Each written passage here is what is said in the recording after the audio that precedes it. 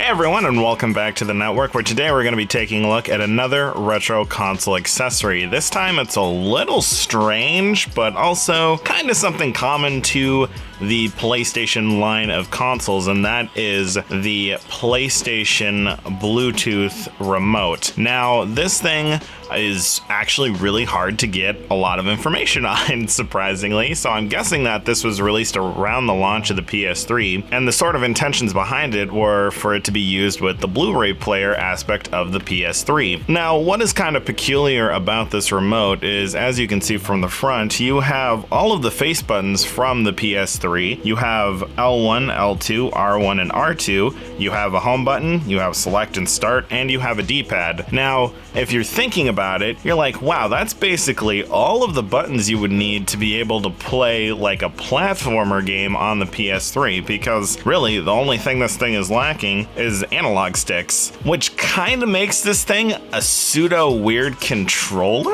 if you actually would believe it. And now, even though I said that, you may be thinking, okay, but can you seriously use this thing to play games? And yes, you can. I'm gonna go ahead and I'll demo this a little later on in the video, but before we get too far into that, we can just kind of talk about this device a little further. Now, this was the launch model of it, and I managed to pick this thing up completely new in box from a thrift store that was way out in the middle of nowhere, so it's probably been sitting there since about, 2005, 2007. Obviously, it's not in the box now because I decided to rip it out and take a look at it like shortly after I bought it, because this thing is just so weird. But this does connect to the PS3 via Bluetooth versus, the more common sort of infrared adapters that you would plug into a USB port, say for the PS2 or the original Xbox, which makes this thing super convenient to use. And then, if you are a person that was primarily getting a PS3 for its Blu-ray capabilities, this is far more easy to digest in terms of control layout versus, trying to use a PS3 controller. Because,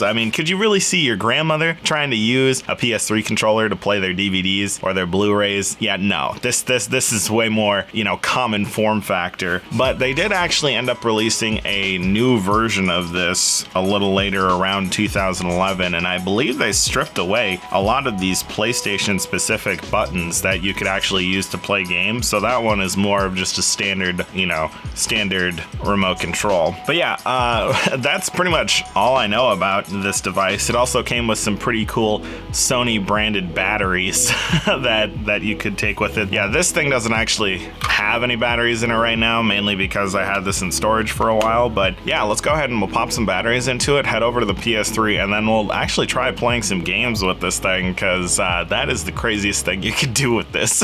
Alright, now we're over on the PS3 and we have our remote all sunk up to it, and the first thing you'll notice is that you can navigate the XMB using the D-pad, as you would be able to with any controller. But the real cool thing is if we go down to a game that we know has D-pad support, so such as like Castlevania Harmony of Despair, then we can actually navigate this game using nothing but this controller, which is funny because this is a game and we can play it with a DVD remote. It kind of feels like, back in the day when some DVDs would come with like those on-screen trivia games and you'd use the remote controller and you'd play like hide and seek or whatever. But here you're actually playing like a console game with a remote controller. But we'll actually go ahead and we'll just start up the game and we'll see how good we do. The one downside of using a, like DVD or Blu-ray remote with games like this is that the layout is not that intuitive.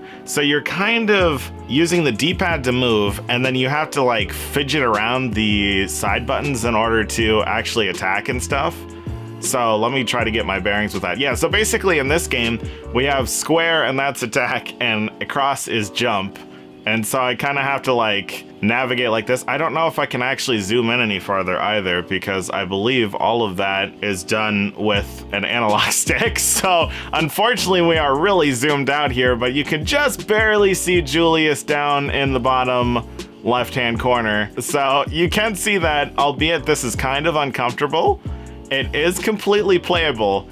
with a Blu-ray remote. And just the fact that Sony even allows this is actually really kind of funny, because this would make for like an interesting challenge run. The only downside is this will only work with games that, you know, have support for the D-pad in terms of movement. So like, you're not playing Call of Duty or anything on here, unfortunately, because, you know, most COD games require 2 analog sticks. Actually, most first-person shooters require a couple analog sticks. I do wonder, though, if, like, the Doom that's included with the BFG edition of Doom 3 can use the D-pad, because that's a relatively simple game as it came out in the 90s. So I feel like you could probably use this controller with that pretty comfortably. But we made it to the end of the stage, and I'm very, very, very zoomed out. But we'll go ahead and we'll head back to the XMB, and then we'll load up a PS1 Classic just to show that this remote does actually work with PS1 Classics as well. Okay, so here we are in Klonoa, and as you can see, if we go ahead and click New Game, not the center button, it's so weird because, like, I'm holding a DVD remote, so I want to hit the middle button in order to select everything, but you know, that just won't work because this is not a DVD. All right, so we'll just go ahead and we'll skip through the initial setup real quick so that we can get into the gameplay and then show that this does indeed actually work. Now on there, it did give me the option to change the controls for the button layout. I have no idea what it is because I kind of just skipped past that screen in the interest of actually getting to the gameplay relatively quickly. So we'll just skip through these cutscenes. All right, there's Mr. Klonoa or whatever. I'm assuming that's their name. Yep, so we have the hops and then our bubbles. As you can see, can play Klonoa with a freaking Blu-ray remote.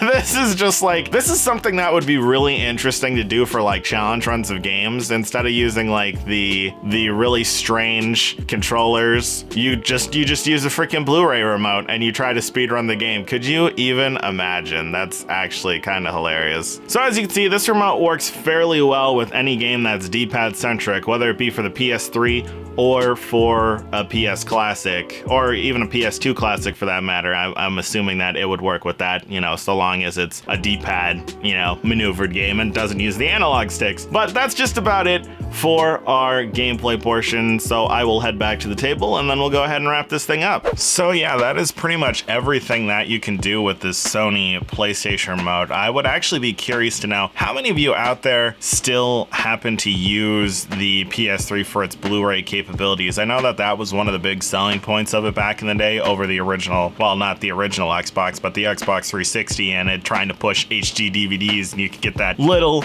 you know, Xbox 360 that you could connect to your Xbox 360 to play those DVDs, which was just great. But if you're looking to pick one of these things up for yourself, in case you are, you know, interested in either playing games with this for the novelty of it, or, you know, to actually watch some movies, you can get these for around $20 used on eBay, which isn't too bad. And then the pairing process is pretty straightforward. There are guides online for how to do that. But that's just about all the time we have. So if you enjoyed, remember to drop a like and make that subscribe button glow so that you don't miss any future content. And if you have any retro console accessories you'd like us to take a look at, be sure to leave it down in the comments or pitch it on our official Discord server. Link down below in case you're interested in stopping by. And with that, I'll see you guys in the next one.